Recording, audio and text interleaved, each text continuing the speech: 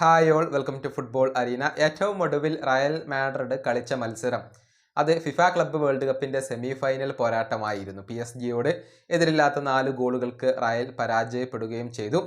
അതിനുശേഷം കുറച്ച് വെക്കേഷൻ ഉണ്ടായിരുന്നു. പിന്നീട് സാബി അലോൺസോക്ക് കീഴിൽ റയൽ മാഡ്രിഡ് ട്രെയിനിങ് പുനരാരംഭിക്കുകയും ചെയ്തു എന്നുള്ളതാണ്.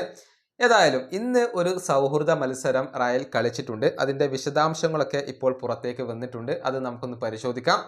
അതായത് സ്പാനിഷ് ക്ലബ്ബായ ലഗാനസിനെതിരെയാണ് റയൽ മാഡ്രിഡ് ഒരു സൗഹൃദ മത്സരം കളിച്ചിട്ടുള്ളത്. പക്ഷെ തീർത്തും രഹസ്യമായിക്കൊണ്ടാണ് ഈ മത്സരം സംഘടിപ്പിച്ചിരുന്നത്. അതായത് മാധ്യമ പ്രവർത്തകർക്കോ അതല്ലെങ്കിൽ ഫോട്ടോഗ്രാഫർമാർക്കോ ഈ മത്സരത്തിലേക്ക് പ്രവേശനം അനുവദിച്ചിരുന്നില്ല. മത്സരത്തിൽ തകർപ്പൻ വിജയമാണ് റയൽ മാഡ്രിഡ് സ്വന്തമാക്കിയിട്ടുള്ളത്. 1-4 ഗോളുകൾക്കാണ് ലഗാനസിനെ അവർ പരാജയപ്പെടുത്തിയിട്ടുള്ളത്.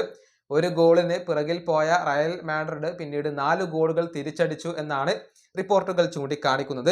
റയലിന്റെ ആദ്യ 11-ൽ Courtois, Carvajal, Asencio, Dean Huijsen, Carreras, Valverde, Ceballos, Brahim Diaz, Vinicius Junior, Gonzalo, അതുപോലെ തന്നെ കിലിയൻ എംബപ്പെ എന്നിവരായിരുന്നു ഉണ്ടായിരുന്നത്. Dean Huijsen, Brahim Diaz, Ferland Mendy എന്നിവർക്ക് പുറമെ യുവതാരമായ തിയാഗോ പിറ്റാർഷ് കൂടി റയലിന് വേണ്ടി ഗോളുകൾ നേടിയിട്ടുണ്ട്. തിയാഗോയുടെ ഗോളിന് അസിസ്റ്റ് നൽകിയത് കിലിയൻ എംബപ്പെ ആയിരുന്നു. ഇങ്ങനെയാണ് 1-4 ഗോളുകൾക്ക് റയൽ മാഡ്രിഡ് വിജയിച്ചിട്ടുള്ളത്. ഡാനി കാർവഹൽ ആയിരുന്നു ഈ മത്സരത്തിൽ ക്യാപ്റ്റന്റെ ആംബാൻഡ് അണിഞ്ഞിരുന്നത്. അതേസമയം ഡേവിഡ് അലാബയെ മധ്യനിര താരമായി കൊണ്ടാണ് ഈ മത്സരത്തിൽ സാബി അലോൺസോ ഉപയോഗപ്പെടുത്തിയിട്ടുള്ളത്. ഇത്രയും വിവരങ്ങളാണ് ഈ മത്സരവുമായി ബന്ധപ്പെട്ടുകൊണ്ട് നമുക്ക് ഇപ്പോൾ ലഭിച്ചിട്ടുള്ളത്. സൗഹൃദ മത്സരത്തിൽ ഒരു മികച്ച വിജയം ഇപ്പോൾ റയൽ മാഡ്രിഡ് സ്വന്തമാക്കി എന്ന് തന്നെയാണ് മാധ്യമങ്ങൾ കണ്ടെത്തിയിട്ടുള്ളത്. ഏതായാലും ലാലിഗയിലെ ആദ്യ മത്സരത്തിൽ ഒസാസുനയാണ് റയലിന്റെ എതിരാളികൾ.